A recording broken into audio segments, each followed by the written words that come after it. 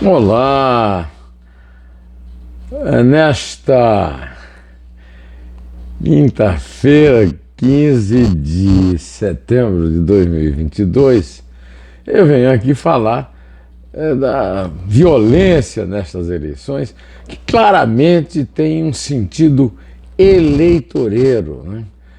E é usada como truque de conquista de eleitores pelo grupo da extrema-direita radical bolsonarista. Foi o caso da treta na Roda Viva da TV Cultura, em que o deputado Douglas Garcia tentou agredir a colega Vera Magalhães, que apresenta o programa. Este é o principal assunto, né, de hoje, mas também temos o Moraes, presidente do TSE, desbloqueando as contas de empresários bolsonaristas, a prisão de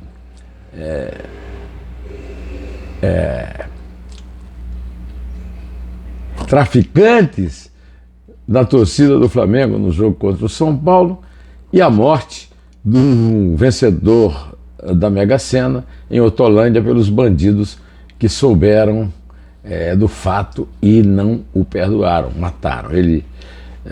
Falaremos disso aí também.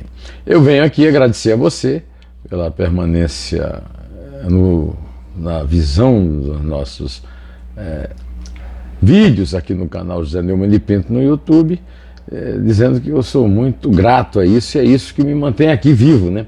E eu estou aqui à espera sempre da sua audiência e dos comentários que você faz, criticando ou elogiando de forma civilizada.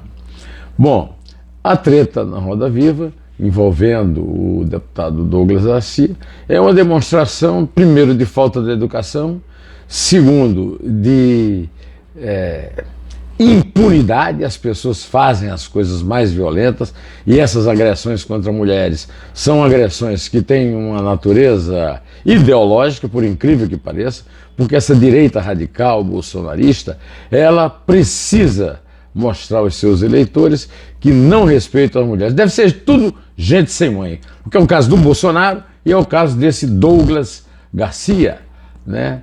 O meu colega Leão Serva, com quem eu trabalhei no Jornal da Tarde e agora é diretor da TV Cultura, teve a atitude correta em defender a sua funcionária, não porque é funcionária dele, mas porque é jornalista, que não tem nenhum sentido, por ser mulher e por ser jornalista e por votar nesse ou naquele, ser agredida da forma como foi pelo Bolsonaro no debate da Band e agora pelo Douglas Garcia no programa Roda Viva na TV Cultura, né? E também é lamentável que um dos candidatos, inclusive está bem situado nas pesquisas da disputa do governo de São Paulo, o candidato bolsonarista, Tarcísio de Freitas, tenha alegado conjuntura. Essa gente nem sabe o significado da palavra conjuntura. As conjunturas foram misturadas. Conjuntura não se usa nem no plural. Esse calarim de analfabeto é um cretino, é um cínico. E vou lhe contar, esse cara quer ser governador de São Paulo com esse cinismo, agredindo mulher, concordando com a agressão à mulher através desse tipo de fuga cínica da condenação de um fato que é condenável em si. Bom, mas também o Tribunal Superior Eleitoral não dá os melhores bons exemplos do mundo, né? O presidente Alexandre de Moraes, que é tido como grande inimigo do presidente Bolsonaro, desbloqueou as contas de empresários bolsonaristas que declararam apoio a um golpe caso o seu adversário favorito nas pesquisas, Luiz Inácio Lula da Silva, ganhe. Essas declarações foram feitas no WhatsApp, a condenação é bastante discutível, né? Mas ele voltou atrás, até aí tudo bem. Só que o TSE, que ele preside, também já anunciou um teste de biometria para atender a um pedido dos militares. O TSE faça teste de biometria, não resolve, inclusive, o passado completamente covarde do TSE em relação à punição aos criminosos nas eleições. Mas a proposta dos militares é uma proposta inconveniente, porque militar não está aí para ficar contando voto, exigindo voto isso, voto aquilo, voto impresso, voto honesto, voto bem contado, etc. Né? Militares têm outras funções institucionais e constitucionais que precisam cumprir e não cumprem. Uma delas é defender a democracia. E, em vez disso, ficam desmoralizando o Tribunal Superior Eleitoral, aproveitando, inclusive, a covardia desses ministros que eu já citei aqui, que mandam lá no TSE e que colaboram para uma biografia ruim do TSE. E, nesse caso, colaboram para o discurso negacionista do Bolsonaro e dos bolsonaristas, ao marcarem testes de biometria a respeito do voto eletrônico. No caso, eles vão fazer um teste meio fajuto, assim, né? Em 56 urnas, em 18 estados e no Distrito Federal. Agora, ontem, quarta-feira, dia 14, a Polícia Militar do Rio de Janeiro prendeu 4 homens, 3 deles envolvidos com tráfico de drogas em Santa Catarina, dentro do Maracanã, durante a partida da semifinal Flamengo e São Paulo, pelo jogo de volta da Copa do Brasil, para disputar quem disputará para decidir quem disputará a final da Copa do Brasil, né?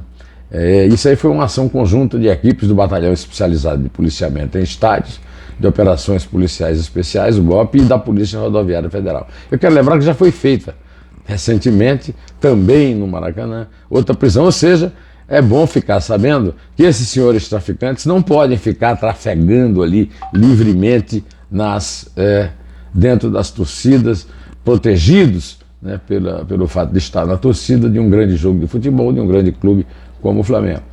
Olha, eu fiquei muito preocupado também quando eu soube que Jonas Lucas Alves Dias, de 55 anos, milionário que ganhou uma mega-sena, foi morto em Hortolândia, no interior de São Paulo. Ele ganhou um prêmio de 47 milhões na mega-sena em 2020 e foi encontrado com sinais de espancamento na manhã de quarta-feira, na altura do Jardim São Pedro, próximo à rodovia dos Bandeirantes, e lá em Hortolândia. Ele chegou a ser socorrido ao Hospital e Maternidade Municipal Governador Mário Covas, mas já chegou morto, porque ele morreu pouco tempo depois de ser baleado. Para voltar ao jogo, eu fico impressionado como a paixão dos estádios se transfere para a discussão teoricamente imparcial dos comentaristas. Tem um comentarista no UOL chamado Cicinho, que eu, sinceramente, não me lembro de ter visto jogar e nem sei do grande destaque dele, que chegou à conclusão que no jogo de ontem, que foi inteiramente dominado pelo Flamengo, São Paulo não jogou nada. Ao contrário, São Paulo jogou todo e o Flamengo mostrou os verdadeiros defeitos do Flamengo. Eu sou Flamengo, assumo isso aqui, e sei de vários colegas que torcem por times de futebol, mas respeito as opiniões dele. Por exemplo, Gerson de Oliveira Nunes é a primeira pessoa que eu ouço logo depois de um jogo que eu assisto. E ele sempre tem a opinião mais sincera e a opinião mais completa e a opinião mais correta. A respeito do jogo, ele disse que o Flamengo treinou e o São Paulo é um time muito fraco, tecnicamente. O que é? Inclusive o tal do Cicinho não percebeu a contradição quando ele disse que o Flamengo ganhou porque os seus jogadores são melhores tecnicamente, né? Mas eu ouvi um monte de comentários, esse cara é isolado, mas está lá no UOL, com título no UOL, né? Ou seja, da mesma forma que protegem os mentirosos, as fake news, para garantir dinheiro, essas redes sociais, o UOL, por exemplo, que tem ligação com um grande jornal, a Folha de São Paulo, acolhe esse tipo de opinião distorcida, que não deixa de ser um fake news. O jogo que ele viu, ninguém viu. Nem o Denilson, que jogou também no São Paulo, e que, ao contrário dele, foi um grande jogador, passou por grandes times. O Denilson disse exatamente o que o Gerson disse, é provável até que ele não tenha visto nem ouvido o Gerson, que o Flamengo treinou, passeou no Maracanã, enquanto que o São Paulo não tem time realmente para enfrentar o Flamengo. E o próprio Rogério Ceni, técnico do São Paulo, disse que o São Paulo atingiu o máximo que podia atingir com o futebol que tem, né? Antes de terminar esse vídeo, eu quero convidar você para ver um vídeo que eu deixei gravado e que está no meu canal do YouTube, junto com a Isabel de Castro, historiadora, entrevistando Télio Farias, autor de uma biografia sensacional do pintor Pedro Américo, que fez aquele quadro Grito, é conhecido como Grito do Ipiranga, mas na verdade se chama Independência ou Morte, que agora voltou a ser exposto, porque o Museu do Ipiranga, à margens do Riacho do Ipiranga, da Independência, foi reaberto depois de reformado e reconstruído, né?